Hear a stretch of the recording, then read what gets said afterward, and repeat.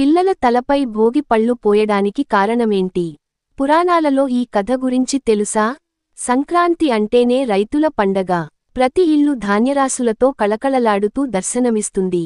3 రోజుల పాటు తెలుగు రాష్ట్రాల్లో సంక్రాంతి సంబరాలు కనుల విందుగా జరుగుతాయి.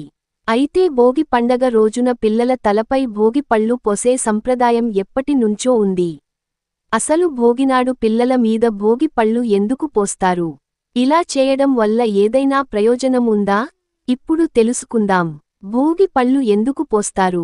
అయితే భోగి నాడు పిల్లల తల మీద భోగి పళ్ళు పోయడం ద్వారా చెడు దృష్టి తొలగిపోయి నారాయణుడి అనుగ్రహం లభిస్తుందని నమ్ముతారు.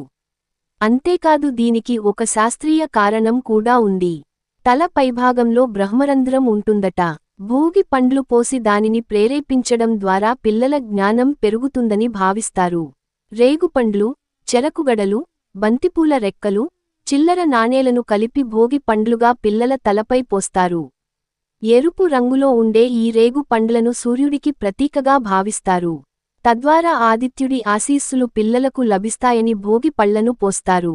యుఎస్ఏ ఒకవైపు మంచు తుఫాను, మరోవైపు కార్చిచ్చు, అల్లాడిపోతున్న అమెరికా.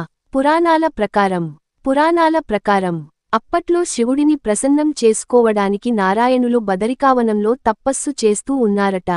అయితే ఆ సమయంలో దేవతలు వారి తలలపై బదరీ ఫలాలను కురిపించారట. ఆ సంఘటనకు ప్రతీకగా చిన్న పిల్లలను నారాయణుడిగా భావించి వారి తలలపై భోగి పళ్ళు పోసే సంప్రదాయం ఏర్పడిందని చెబుతారు.